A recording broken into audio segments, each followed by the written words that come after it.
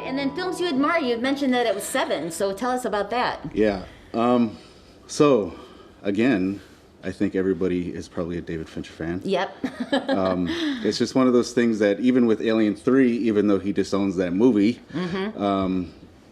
the quality, the way it's shot, the darkness, the pacing, things that attract you to a film, those all stood out. And as his career unfolded, you started liking more and more of his things. So when he did 7, I think that it was the first time that I've seen something that struck me where there was no hero. It was anticlimactic, but that's what made it so good. And the first film that I really paid attention to, where they had clues throughout the entire film, and on second watch, like, you go through it and you just realize what's going on.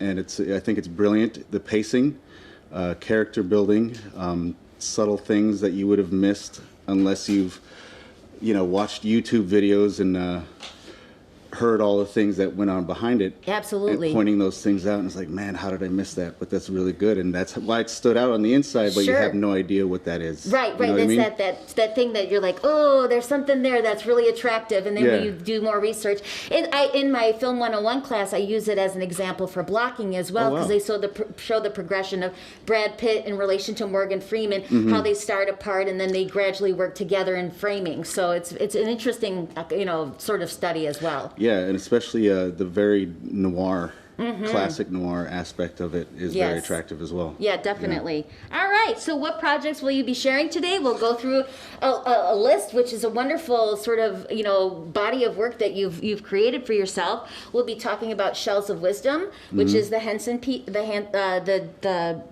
I'm sorry, what was her name? Heather Henson. Heather Henson. So Heather Henson is the youngest daughter of Jim Henson.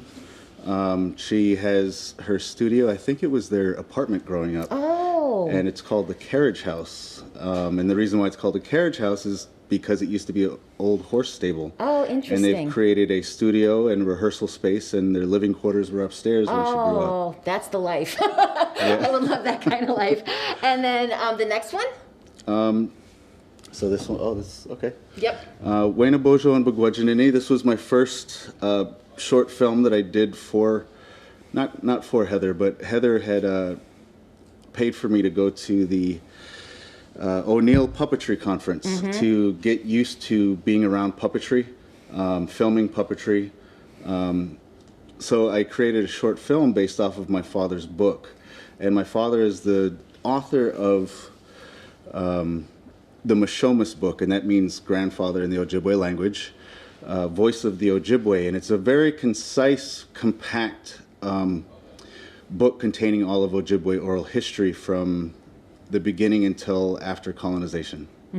And there was one snippet that I used regarding what we had talked about in the book with Bigfoot. And Ginew is the name of Bigfoot. Wild man, that's the translation to it. And Wayna Bojo refers to the first human being, the red human being that walked around the earth. We don't say that there was, an Adam and an Eve. We see that Adam was the white race, while Wayna Bojo was the red race, and there was other two, black and white as well. So if anybody knows what a medicine wheel is, red, yellow, black, and white, that basically kind of symbolizes the 4 original races of man that were placed upon the earth, and Wayna Bojo was one of them. Oops. All right, and then Looking Glass? Looking Glass was after taking a break from filmmaking for a while. Looking Glass was my first kind of head-first dive into creating a short film with a lot of meaning. I had this really great idea for time travel and what we would do as Native American people with a time machine. So obviously it's done okay. Yes, done, obviously. And then now Mirror Man. Yeah, Mirror Man is also a film that's close to heart, and this is based off of the residential schools and the finding of mass graves at the moment. So there's like 11 schools that have been checked so far, and 10,000 children that were buried on grounds so far. So, I mean, my mom's mom was a residential school survivor, and this film was a product of how I felt when she would tell me the stories about what she witnessed. So. Yeah, and was this shot as a proof of concept for perhaps a feature? Yes, that is my plan. I'm in the middle of writing the feature for this, but then Heather Henson asked me to do the 30-minute film for her. So I took a break from that, and I have to get back on board doing this. Absolutely, I'm really because now interested. that it's going places, I want to have as a filmmaker, if you have a short film and it gets into film festivals, you want to have your feature script with you. Because I went down to Miami and I didn't have anything and I felt horrible. Good lesson, though. Good lesson. Thank you for imparting those words. All right, so what do you love about shooting and directing? You gave us such a great quote. Like any art, it is the determination to push through until you see a final product that touches people who observe your art. Yeah, you don't feel complete until it's done. It's like this itch that you need to like get out. You know, I don't know if it's true with painting and things like that and music and whatever, but as long as it's out there for everyone to see outside of you, it feels good to have that done, and then people either accepting it or not. Great. You know, either way, it's a learning experience with your art. Okay, super. So we're going to see a clip now from the Heather Henson piece. What was the name of it? Shells of Wisdom, based off of their play Ajijak, which is the Ojibwe word for crane. And they're actually producing this for the Crane Foundation because Heather's a big fan of the Crane Conservation Society. Oh, interesting. Very good. So this is the first about 4 or 5 minutes of it.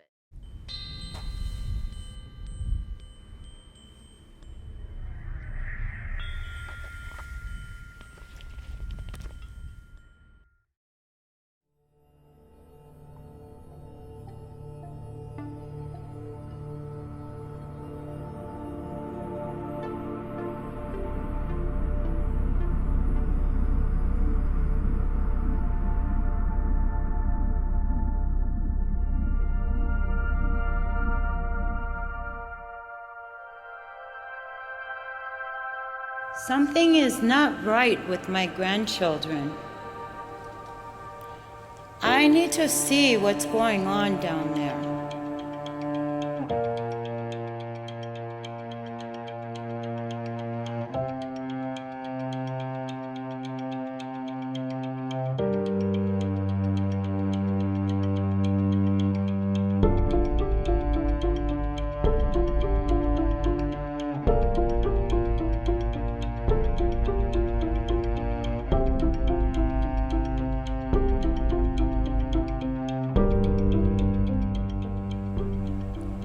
I need to check on Tatanka.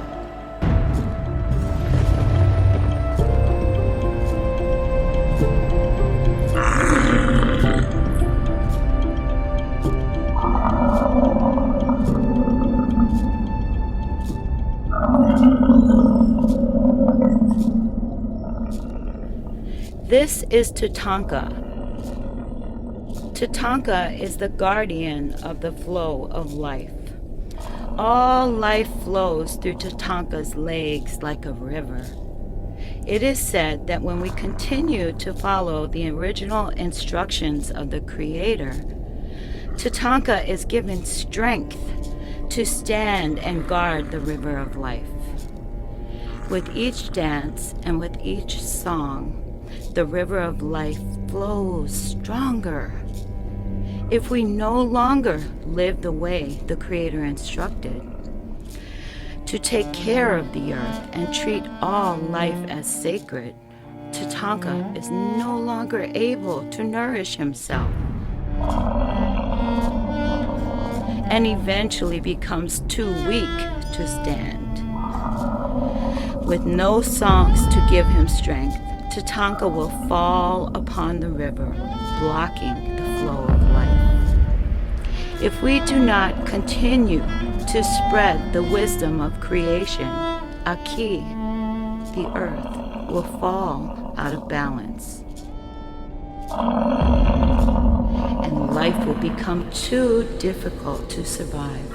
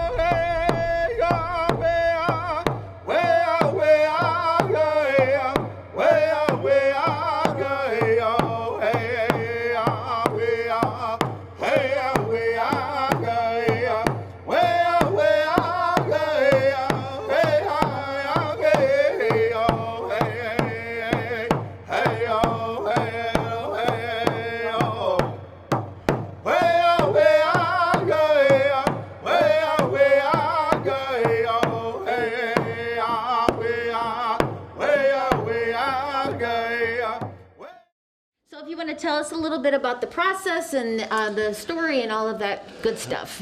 So they have the play at GJOC, and it does tours around the country. And of course, they took time off because the big thing that we won't mention because it's a couple years of horribleness. Yes. So they're trying to have the play go back into circuit. And they wanted a 30 to 40 minute promotional piece, but I couldn't reveal the plot of the play, and it's an hour long, and I said, how am I going to do that? So I eventually came up with, can I just tell my own story with the characters of the play? And, you know, kind of, I pitched it to them. I was like, you know, they have like Finding Nemo, but then they have the 30-minute pieces with like the little baby turtle. It's not revealing the entire picture of the movie, but it's its own thing, and it's a part of the world. And you kind of supplement the world by creating it, you know, a small piece that's bigger, you know. So they loved the idea. I wasn't allowed to reveal the villain, so what I did was had like sort of a very long 30-minute prologue of what would happen before the villain showed up. And that was telling the story of the buffalo.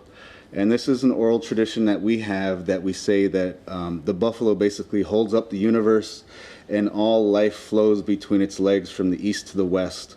And that we're supposed to be in touch with nature and treating all life with respect. And we're supposed to be singing and dancing the way the Creator told us to. And if we don't, then the buffalo will get weak and fall upon the river, and we will die because of it. So it's a you know, it's a double door where we give to the buffalo and the buffalo gives to us. So I centered the story around that, and also incorporating you know, the live singing and dancing that is in the play. So creating the theme of the play and making it a film. So there is singing and dancing, and you know, Jason is over there. He's my DP. He's the one that set up all the shots and everything. It's my first time working with him, and he's a wonderful guy, and he knows what he's doing, obviously. So I would describe to him what I want, what it looks like, and he would build it right on this space is not even bigger than this room here. Really? Wow. Yeah. So we had to create this entire film in the space this big, with all the symbologies and interweaving everything, so it made sense. And they gave us 3 days to do it. Wow. I had no script. Oh my goodness. I think I had a week, and I was like, I don't have a script, but I do have a gist of what I want. Yep. And as we go, I am going to tell everybody what to say, and then things that need to be ADR'd after, I'll do that to make it easier. So in the studio, we will do everything in the 3 days, and then, you know, stay up till 2, 3, 4 in the morning editing, you know? Yep, exactly. To make it fulfilled. And we did a great job. She loves it. And I can show you the emails. Like, yep. I'm amazed by it, and I want to hire you more. That's amazing. And then creating that puppet, did you have some influence in the design of it and how it No, looked? like I said, it's supplementing their play. So all these things existed already. So this existed. Okay. Yeah. All right. So that's what really made it easy. Yes, that's why all I had to do crunch timeline. All I had to do was take what they already had, and I said I want that. And imagine going to a candy store as a filmmaker in the Henson studio and be like, I want that, and I want that, and then creating a story with it. Yeah, that's beautiful. It was a wonderful feeling. Very beautiful. All right, what is your source of inspiration for your projects? You have a wonderful quote if you want to talk a little bit about that. So there's a lot of Native directors growing up that I heard, especially when I used to go to Sundance and things like that, where they were like, I don't want to just be known as a Native American filmmaker. I just want to be known as a filmmaker. And it always upset me. And I said, why? Why don't you want to represent yourself and your people? And, you know, that's, you know, if you just want to be in the pot with everybody else, you know, stop getting Native American grants and things like that too. Leave that for the rest of us who want to be proud of who we are, you know, because we have a wealth of oral history and oral tradition that we still have even after colonization, that represents who we are and how it is that we walk the earth, and teachings and lessons and I hate to use the word mythology, but these are our oral traditions, and they have a reflection on how life represents itself. And pulling from all of that, and especially with having children, and being responsible for children on the reservation who want to be able to walk in this colonial world, giving them lessons that helped us and even helped this country birth itself to be able to be something that it is. To be able to have those lessons in film. So pulling from who I am, and that's the art of it, and trying your best to communicate it in the way where future generations and even non-native people will be able to understand it and get something positive from it, you know?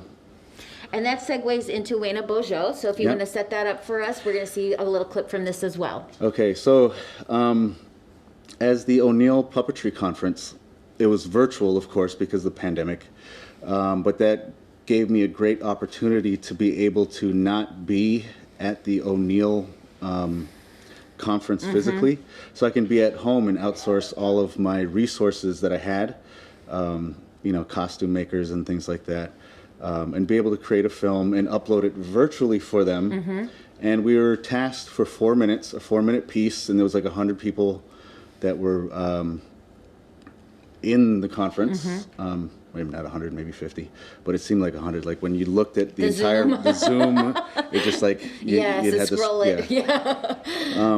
But a lot of people were theatrical, and I was one of maybe 2 people that were actually filmmakers, and it was outside of even O'Neill's reference of how it is to be able to work with filmmakers. You know what I mean? Because so basically from home, people would have these little box sets and virtually show these little plays that they would do. But I had this grander idea, and they were all worried. They're like, I don't know if you can pull this off in 1 week, because the conference was only 1 week. But I pulled it together because the story was already there. It was in my father's book, and I wanted to pay homage to that and show that Heather, that I could work with puppetry and create a story, a native story. And this is actually the segue which helped me get my first hire with Shells of Wisdom. Yep. All right, here we go.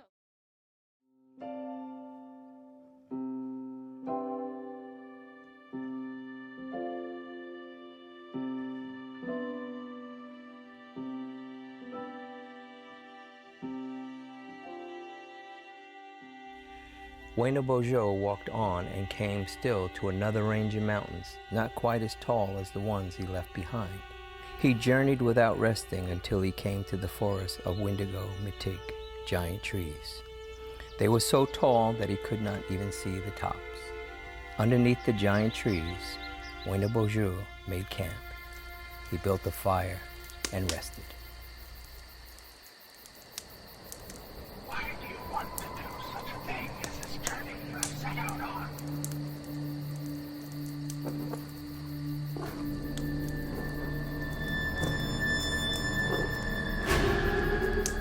Because of the fear and terror Wenebojo had felt, violence as a notion was evident on the earth for the first time in creation. I am Ginew, the wild man. Some of the people who follow you will know me as Sasquatch, but they will seldom see me.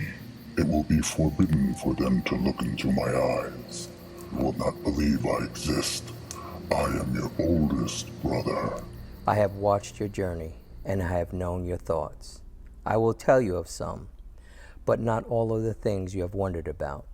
First, you must always treat the natural creation with respect.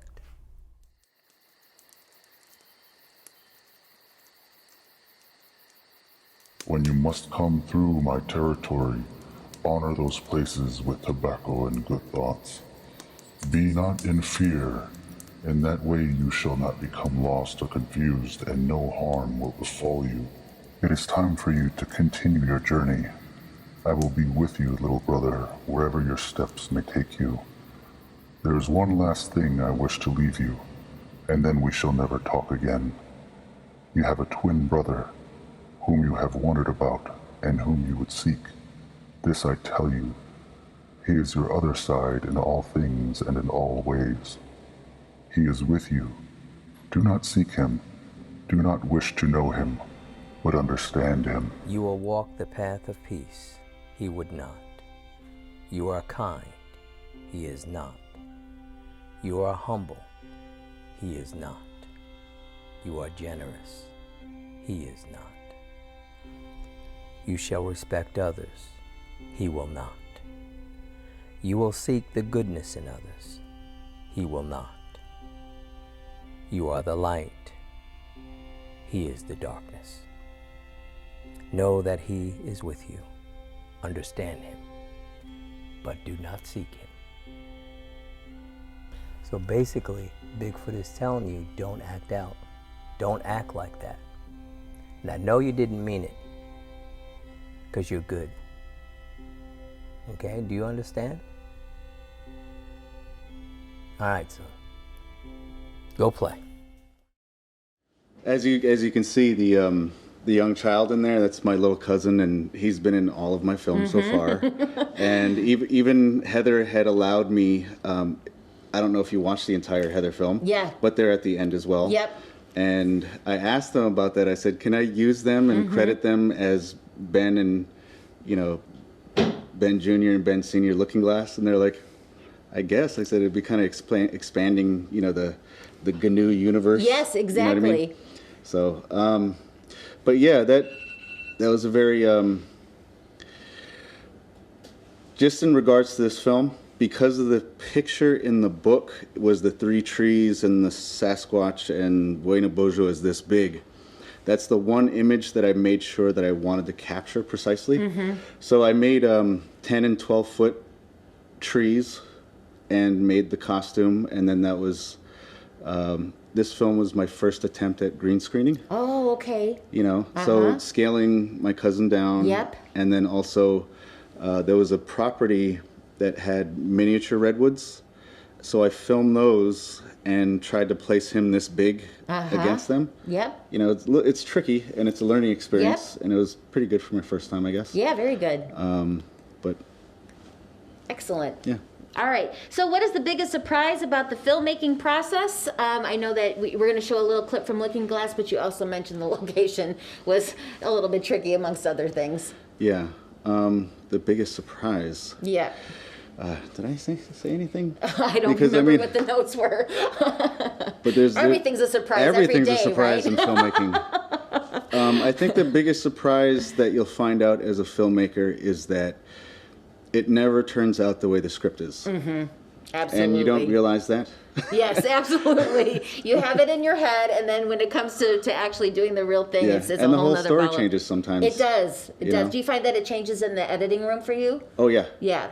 And that really depends on everything that may or may not fall into place for you. Absolutely. All right, so let's take a look at this clip. How's school? School is great. What are you studying? We got into the theory of cymatics. Cymatics, what's that? Basically, cymatics is the way sound affects our physical world. So science is just catching up to what we already knew? Basically. Oh. You sing the song, I'll say the prayer. Okay. I know we don't normally talk like this, but I want you to know this. How proud I am of you. You're going to college, your degrees, but most of all, that you've taken what I've taught you, the ceremonies, the songs, the prayers, and you become this fine, young, spiritual young man. All they say is I got you. All they say is I got you. I got you.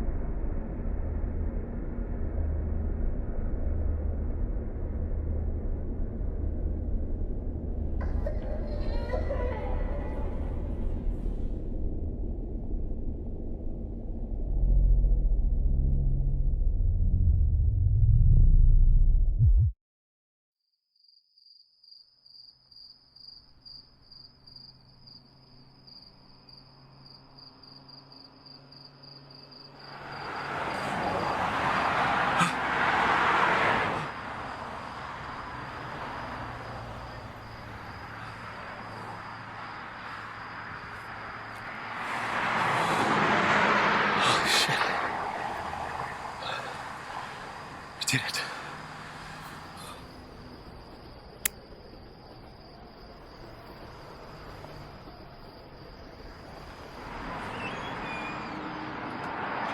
Let's go down and check out the other place. Okay. Sounds good, bro. Sounds like a plan. Dad. Oh man, I think the guy from the res is here. The one that got me arrested. Yep. I don't know. They don't look like fucking Indians, but you know. Man, you should see this car. Fuckers think they have a smoke shop. They can just own everything again. I'm a goddamn white American. I work hard for my future, and then what? It just makes no sense.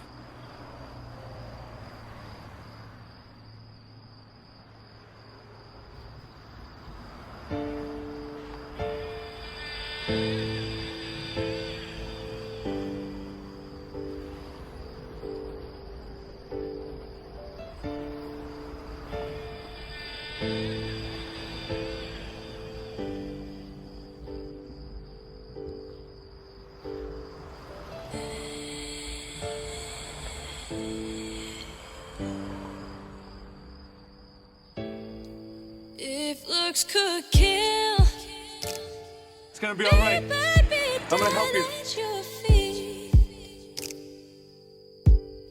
Hello, 911? Yeah. I have a person who needs medical assistance.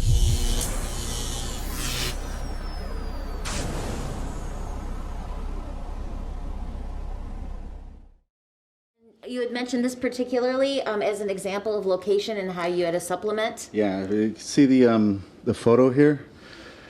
Every bar on the East End said no to filming locations, even when we offered them money.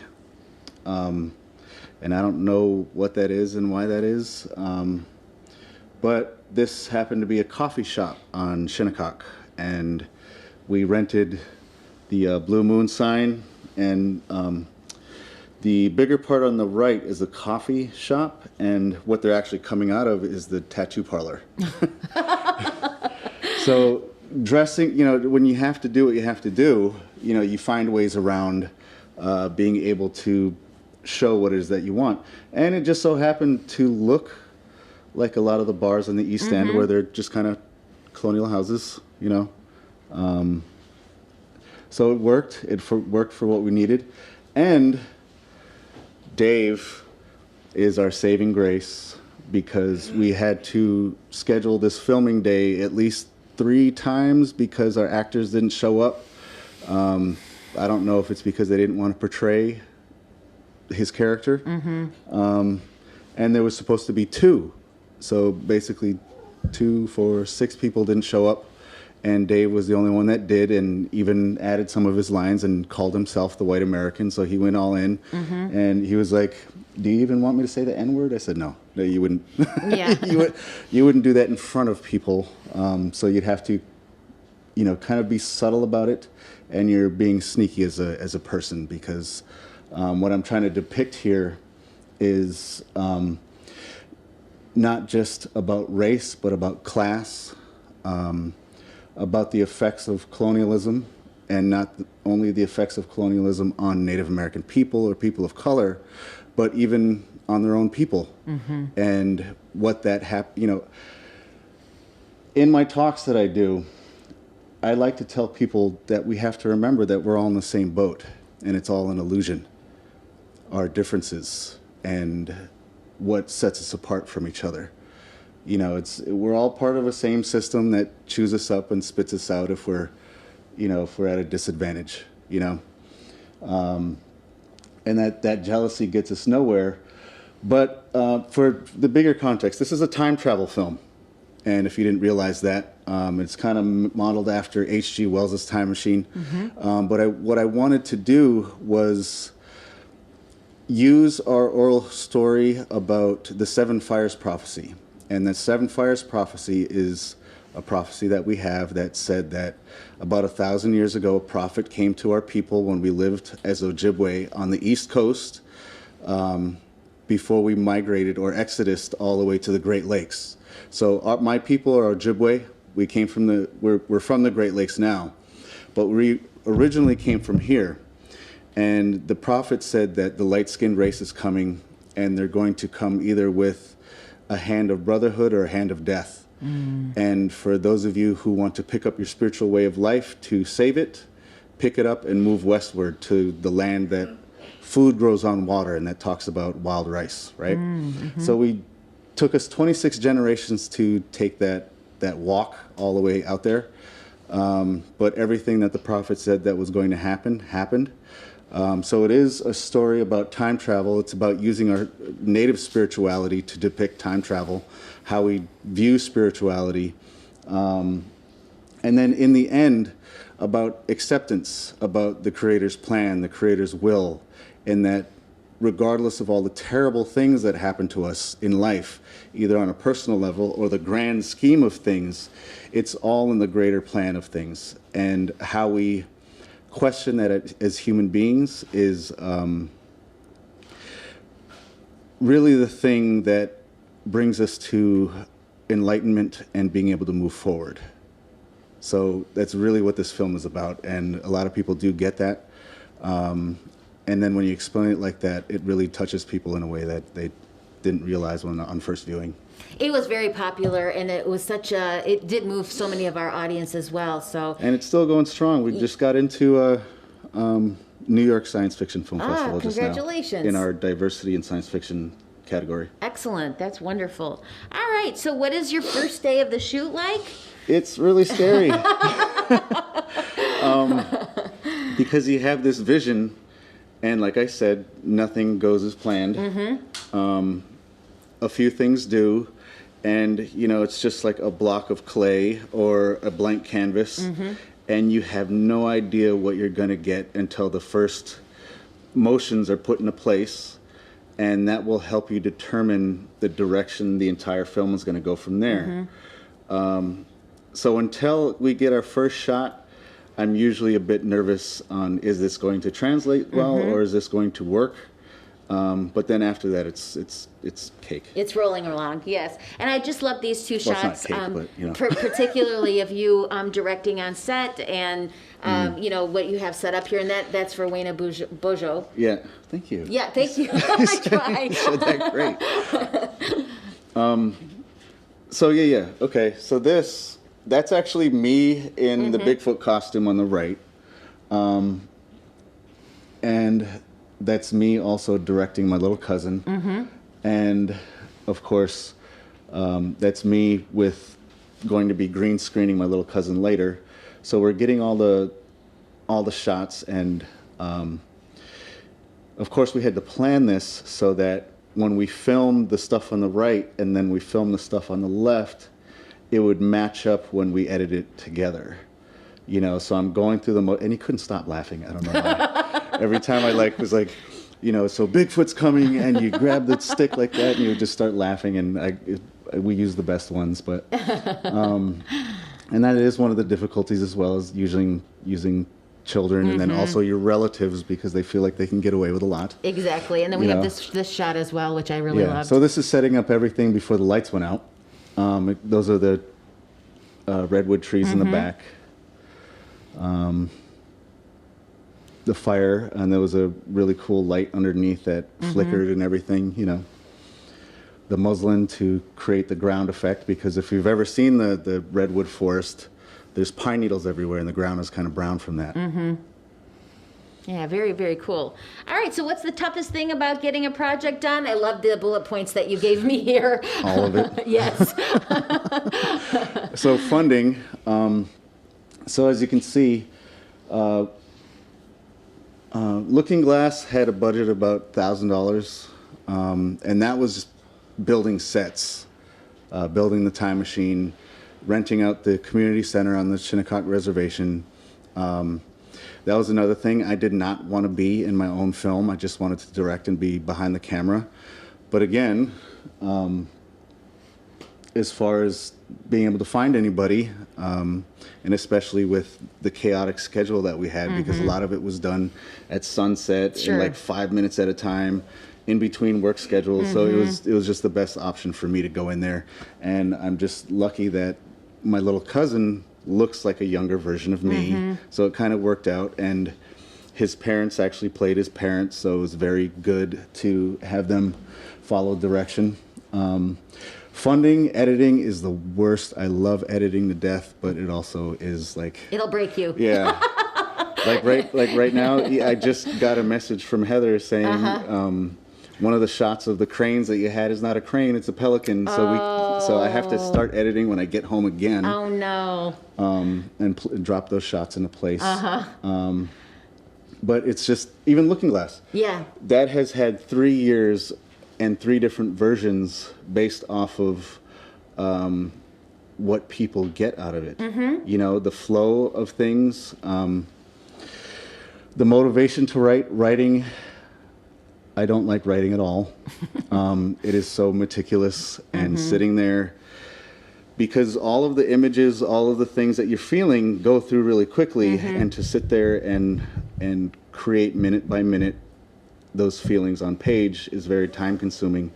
And that's kind of one fortunate thing with the Heather project about the 3 days and not having any script, because we can just push through it and run through it, and I didn't have to spend the time writing anything. Sure. As long as I had the bullet points, like this is what I wanted.